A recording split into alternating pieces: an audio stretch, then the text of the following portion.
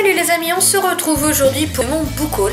J'ai séparé ce book haul en deux parties parce qu'il y a beaucoup d'acquisitions sur le mois d'avril et donc eh bien on va commencer tout de suite. Je vous montre les livres totalement dans le désordre par rapport à ce que je les ai achetés parce que le livre que je vais vous montrer c'est l'une de mes toutes dernières acquisitions. Il s'agit de Shadow House, la maison des ombres, écrit par Dan Pawlowski et je pense qu'il y aura plusieurs tomes. Donc c'est un livre jeunesse, vous voyez un petit peu la couverture, elle est assez splendide. Donc je pense que c'est une maison hantée. Entre dans la maison des ombres si tu l'oses, voilà. J'ai pas lu de quoi ça parle, mais j'aimais bien la couverture. En plus, vous voyez, c'est une couverture, ça se voit par transparence, donc quand vous ouvrez, vous avez le visage de la demoiselle, entre guillemets. Et voilà. Je trouve que l'effet il est assez sympa, même si en fait le dos plastique là, le revêtement plastique s'abîme assez vite. Et pour vous montrer un peu l'intérieur, c'est une tuerie. Voilà, toutes les pages sont comme ça, il n'y a pas une seule page de blanche, c'est juste une tuerie. Il y a même des illustrations, je n'avais pas vu, je savais pas du tout. Je sais pas combien il y en a, mais voilà, par exemple il y a une illustration, donc autant vous dire que voilà, il est somptueux quoi. Donc voilà, là vous aviez une lettre, vous avez un petit peu de tout au niveau de la mise en page, il est vraiment beau. C'est un petit livre, hein. Il fait 220 pages. Je pense que c'est plutôt du jeunesse, mais sincèrement quand je vois l'objet livre, c'est vraiment ça qui m'a fait craquer. Et puis j'avoue que les histoires de fantômes, j'aime bien m'y laisser prendre. Bon, des fois je suis un petit peu déçue parce que c'est pas à la hauteur de mes attentes, mais bon, c'est pas très grave. Il est très bien. Ensuite, j'avais aussi acquéri la toute première sortie de Magic Mirror édition, Ronce Blanche et Rose Rouge, par Laetitia Arnoux avec une très belle couverture là encore. Donc un très très beau livre. Ce que j'aime beaucoup, c'est que en fait, vous voyez à la fin, hop, Magic Mirror a décidé de nous mettre le conte original, donc qui s'appelle Blanche-Neige et Rose Rouge. Et donc en fait c'est le conte qui a inspiré le roman, donc je commencerai par lire d'abord le conte, comme ça je pense comme je ne le connais pas du tout, ce sera plus facile pour retrouver les références en fait dans le livre de Laetitia Arnoux après. On rencontre Sirona et Eloane qui sont deux jeunes orphelines. Et donc Sirona, l'aînée, va être fiancée de force et donc décide de prendre la fuite. Donc elle va se retrouver apparemment au cœur d'une forêt, dans un étrange manoir, parce qu'elle va essayer de revenir chercher sa sœur. A priori, elle va rencontrer un étrange pianiste. Bref, je pense que l'étrange sera le maître mot de cette histoire. Apparemment, c'est un très beau livre, la plume est très très belle. Et donc j'ai hâte de me pencher dans cette première parution de cette nouvelle maison d'édition. J'ai ensuite craqué pour un livre dont j'avais strictement jamais entendu parler, puisqu'il s'agit de The Glory, la course impossible, par Lauren St. John, et donc c'est paru chez Gallimard Jeunesse. Donc en fait la couverture est totalement magnifique, comme vous le voyez le titre est en doré, c'est superbe, avec un magnifique jaspage jaune tout autour, et pareil la quatrième est tout aussi belle. Bref, vous l'aurez compris, l'objet livre m'a beaucoup attiré et en fait quand je l'ai acheté, je suis tombée dessus. Je venais de finir La fille aux licornes de Lénia Major et donc c'est vrai que j'étais encore imprégnée des chevaux, enfin des licornes là, mais un petit peu de cette ambiance. Et quand j'ai lu ça, ça m'a vraiment donné envie. Donc a priori Lauren St. John, elle a écrit Cheval d'orage, la série. En fait c'est paru chez Gallimard et c'est un peu le même type de couverture avec un jaspage rose au lieu d'être jaune. Moi je l'avais pas lu parce que ça faisait vraiment jeunesse, mais là pour le coup, eh bien le pitch m'intéressait. Je pense que c'est un one shot mais je ne sais pas trop. En tout cas c'est un beau bébé de 450 pages. Et donc en fait ici nous allons rencontrer deux jeunes gens qui participent à une course de 2000 km, c'est ça, à travers le Grand Ouest américain. Donc ça m'a beaucoup attiré et donc il y a un prix de 25 000 $ pour le vainqueur. Donc on va rencontrer Alex qui est une jeune anglaise qui sort d'un camp de rééducation, qui participe à la course parce qu'elle veut sauver un Mustang de l'abattoir. Et Will en fait qui lui participe parce qu'il veut absolument pouvoir financer l'opération du cœur de son père. Donc apparemment on va avoir donc l'histoire de cette course. Comme c'est de la jeunesse, je suppose que les deux personnages auront plus ou moins des sentiments l'un envers l'autre. Il y aura donc les dangers de la course parce que 2000 km à travers l'ouest américain, évidemment c'est pas sans danger. A priori les autres concurrents vont tendre des pièges, etc. Et ça n'a pas été sans me faire penser, alors c'est c'était sur un autre continent, je me souviens même plus du nom. C'était un film avec Viggo Mortensen, je vais essayer de rechercher le nom, je vous le mettrai là juste en bas, où justement le mec il participe à une course avec son Mustang, mais là c'est une course dans le désert où il n'y a que des pur sang arabes, et donc il va essayer de gagner, et je pense que c'est un petit peu cette ambiance là, mais plus pour la jeunesse que le film. Même si c'est de la jeunesse, je pense que je vais quand même bien l'apprécier. Ensuite, comme bon nombre d'entre nous, j'ai craqué pour Caraval, qui est écrit par Stephanie Gerber et qui est paru chez Bayard. Donc je pense que maintenant tout le monde est plus ou moins au courant du pitch de Caraval, où il y a ce jeu qui s'appelle Caraval sur une île et qui est organisé par Légende. Et donc nous avons deux sœurs qui rêvent de s'y rendre et qui vont donc s'y rendre. Sauf qu'une fois arrivées là-bas, l'une des deux sera kidnappée et en fait c'est elle l'enjeu et bien justement de cette année. Et c'est marqué entrée dans le jeu, rien ici n'est réel, tout n'est qu'illusion. Et donc voilà, il y a beaucoup de personnes qui l'ont lu, la plupart des gens l'ont adoré. La couverture est totalement magnifique. Alors j'ai vu ou lu aussi quelques chroniques un petit peu plus mitigées, donc je verrai, je me ferai ma propre idée. Après pareil, l'intérieur est sympa, vous voyez c'est un petit peu travaillé comme en fait beaucoup de romans young adultes de maintenant, mais c'est vrai que ça rajoute toujours un petit plus, donc voilà. J'ai aussi acheté la dernière parution de Paul Clément, donc c'est Wind Razor, le tome 1 Entre les murs, et donc en fait c'est d'auto-édition, mais sa maison d'édition il l'a appelé Post-Apo Édition je crois. Donc voilà la couverture. Donc apparemment ce sont des épisodes, ça se passe en épisodes, je crois qu'il y a déjà 3 épisodes de disponibles, mais bon vous voyez ce sont pas des petits épisodes. Cet épisode là fait 185 pages, donc il y a déjà de quoi lire dessus, je trouve ça plutôt sympa. Donc ici nous sommes dans le royaume de Morenvac, je ne sais pas comment il faut le prononcer, désolé.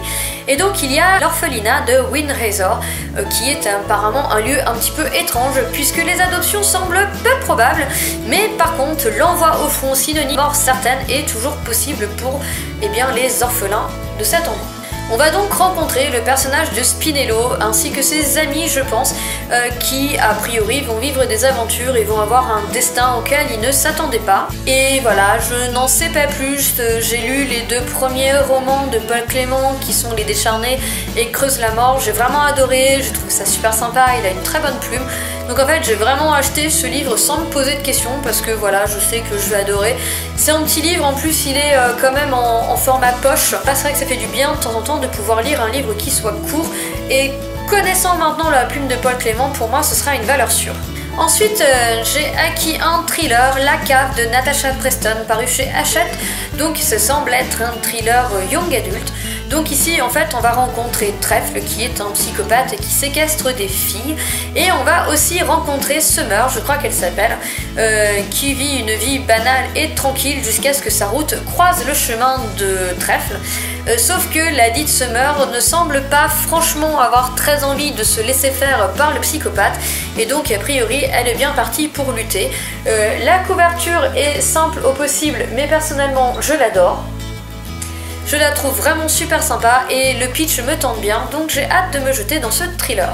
Ensuite j'ai acheté une fin de série avec le tome 5 de Sainte-Marie des Ombres, qui s'appelle La mémoire de l'obscurité, qui est écrit par Sophie Dabat et paru chez Brajaune. Donc c'est un beau bébé, je crois qu'il fait dans les 400 pages, mais Brajaune s'écrit tout petit, avec une couverture tout aussi somptueuse que les 4 premiers de cette série que j'adore et que, franchement, j'étais totalement fan. On va donc rencontrer Marie qui vit dans un monde un petit peu futuriste où en fait il y a les ombres qui sont sur Terre, et quand vous vous faites prendre par l'ombre, l'ombre vous mange et vous en mourrez. Donc en fait il n'y a plus d'ombre nulle part, vous ne pouvez pas sortir de nuit, ou alors il faut sortir vraiment avec des casques complètement éclairés. Il y a des tunnels éclairés pour rejoindre les endroits pour ne pas avoir à passer dans les ombres ou la nuit. Bref, c'est un monde un petit peu particulier, et on va suivre les aventures et mésaventures de Marie, qui est une tatoueuse à la base, qui a un caractère de badass, mais qui est assez génial.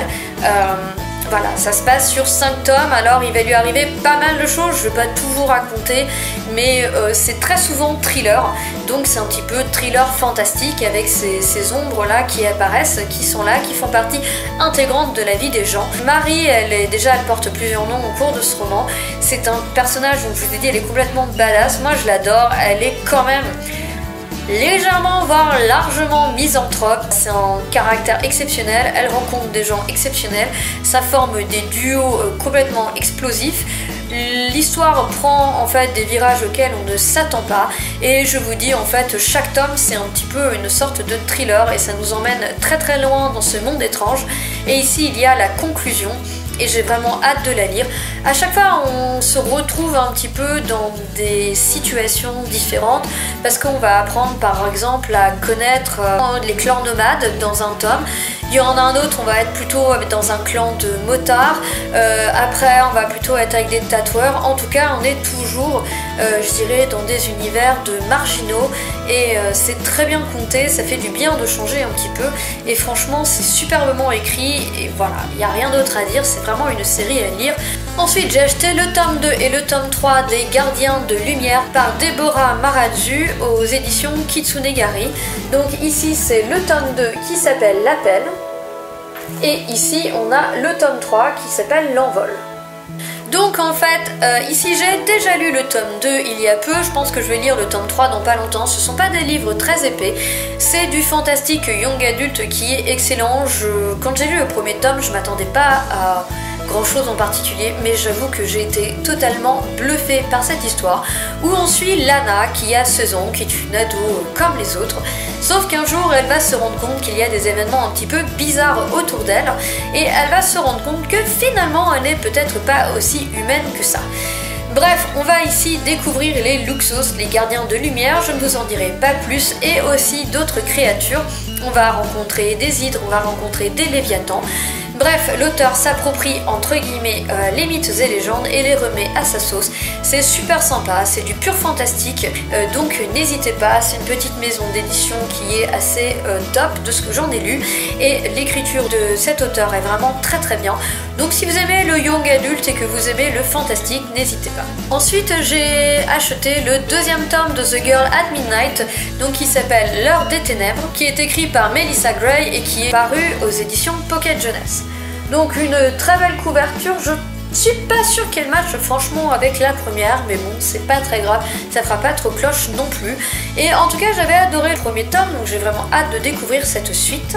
Donc là aussi, nous sommes sur du fantastique young adulte, où nous allons rencontrer Echo, qui est une jeune humaine orpheline, et qui est élevée en fait par un peuple oiseau. Et donc en fait, on va se rendre compte que sous les rues de New York couvre une sorte de guerre ancestrale entre le peuple des hommes oiseaux et le peuple des hommes dragon. A priori, et je vous laisse découvrir le pourquoi du comment, Echo serait la seule à pouvoir y mettre fin en trouvant un artefact et donc elle va se mettre à la recherche de cet artefact. Elle va rencontrer beaucoup de monde, il y a des personnages assez exceptionnels dans le premier tome, moi j'adore, donc c'est jeunesse, c'est pas young adulte, c'est jeunesse. C'est hyper original surtout, donc évidemment Echo va tomber sur un jeune homme, je crois que c'est un homme dragon qui ne sera pas si méchant que ça, comme dans toute jeunesse qui se respecte. Et donc eh bien j'ai hâte de me plonger dans ce deuxième tome, je ne sais pas ce qui se passe dans ce deuxième tome et je ne veux pas le savoir. J'ai aussi acheté le deuxième tome du monde des Férales qui s'appelle Les Saints. Donc ouais, à ce moment-là, j'ai acheté pas mal de suites de séries. Je préfère acheter des suites que des nouveautés parce que j'ai énormément de livres à lire dans ma palle. Donc je préfère essayer d'avancer dans les séries. Le deuxième tome du monde des Férales, je l'ai déjà lu, il est chroniqué, vous pourrez avoir mon avis dans un update lecture. Et donc voilà, ici aussi c'est une histoire jeunesse, c'est aussi paru chez Pocket Jeunesse et c'était écrit par Jacob Gray, parce que j'ai oublié de vous le dire. Et ici aussi c'est un monde très original, malgré le fait que ce deuxième tome est un petit peu déçu, dans le sens où il faut quand même avouer qu'on a un léger copier-coller sur le premier. Bref, vous allez rencontrer Crow qui, depuis ses 5 ans, vit en haut d'un arbre avec 3 corbeaux, les corbeaux qui élèvent Crow, puisque Crow a la capacité de les comprendre. Crow est complètement marginal, il vit en dehors de la société, il se nourrit dans les poubelles et il regarde les gens vivre, jusqu'au jour où il va croiser la route d'une personne qui lui apprendra qu'il n'est pas le seul dans sa condition, et que en fait il n'est pas humain, qu'il est un féral. Et donc en tant que féral, il a cette capacité à communiquer avec les animaux, en tout cas avec son animal totem. Donc lui évidemment c'est le corbeau, mais il a aussi d'autres facultés, mais je vous laisse découvrir tout ça. Donc évidemment les férals c'est un peuple un petit peu divisé, et dans le premier tome, Crow va devoir faire face au tisseur qui est le maître des araignées et qui évidemment n'est pas spécialement gentil. Et dans ce deuxième tome, il fera face à la vrombisseuse qui est la maîtresse des mouches et donc qui elle non plus n'est pas spécialement sympa. Autre suite de série et même dernier tome de trilogie, puisqu'il s'agit du troisième tome de Funèbre par Rachel Kane qui s'appelle Fin de contrat, qui est donc paru chez J'ai lu dans la collection Darklight. Donc j'ai déjà lu cette histoire, j'ai adoré donc cette trilogie, j'ai trouvé ça complètement génial. C'est de l'urban fantasy sans créatures surnaturelles, c'est plutôt des... on va dire des humains modifiés suite aux malversations de la science. Donc l'héroïne Brynn en fait a été dans l'armée pendant 4 ans je crois. Et donc elle a décidé de se retirer et a donc choisi comme boulot pépère tranquille de travailler dans des pompes funèbres. Et moi je vous avoue sincèrement que c'est ce qui m'a attiré au départ. J'ai trouvé que comme toile de fond c'était assez génial et j'ai pas été déçue. Manque de peau pour elle, elle va foutre les deux pieds dans le plat puisqu'il se passe des choses étranges dans ces pompes funèbres. Et donc il va arriver pas mal de mésaventures à Brynn. Là encore nous avons une héroïne typique de l'urban fantasy. Je peux pas vraiment vous parler de quoi ça parle et c'est dommage parce que ça va vous spoiler et ça m'ennuie un peu parce que moi c'est vrai que j'ai pas lu déjà la 4ème de couverture du tome 1 fait pas envie et en plus elle a pas... ouais si elle a quand même à voir avec l'histoire mais enfin, c'est carrément pas ça l'histoire et c'est tout à fait dommage. Sincèrement, si vous aimez l'urban fantasy mais que ça vous dérange pas de pas avoir de vampires, de loups-garous, etc. et ben lisez-le, franchement ça vaut vraiment le détour. Dernier achat non françoisir entre guillemets. C'est un livre qui a beaucoup fait parler de lui puisqu'il s'agit du premier tome de The Effigies qui s'appelle Les Flammes du Destin, qui est écrit par Sarah Roffley et qui est paru aux éditions Lumen. Donc la couverture, il y en a qui l'adorent, il y en a qui aiment pas trop. Moi personnellement j'aime bien sans en être cinglée, mais bon je la trouve plutôt pas mal. Donc dans cette histoire on va rencontrer Maya qui a 16 ans et qui a toujours été une fan des Effigies. Les Effigies c'est quoi? Ce sont des jeunes femmes qui ont des pouvoirs particuliers liés à l'un des 4 éléments je crois et qui ont pour mission en fait de protéger l'humanité contre les spectres. Et en fait Maya un jour va se retrouver elle-même Effigies puisque quand une Effigies meurt elle passe ses pouvoirs à une autre jeune fille et donc ça va tomber sur Maya qui va se dire que finalement être Effigies c'est peut-être pas si cool que ça, surtout que ça met pas mal en danger. Il a de très très bons avis et j'ai vraiment hâte de me plonger dedans, même si je ne sais pas quand est-ce que va sortir la suite et ça m'embête de le lire trop tôt si la suite n'est pas sortie. Alors et oui, changement de jour, changement d'heure, puisque en fait je me suis rendu compte en montant la vidéo que ce book haul était vraiment trop long pour faire une seule vidéo. Il durait quasiment 35 minutes et j'ai donc préféré en fait si vous voulez le couper en deux. Je vous propose donc qu'on s'arrête ici pour aujourd'hui et on se retrouve un autre jour pour la suite de ce book haul. En attendant, je vous souhaite à tous une très bonne journée, de très bonnes lectures et je vous dis à bientôt. Ciao, bye.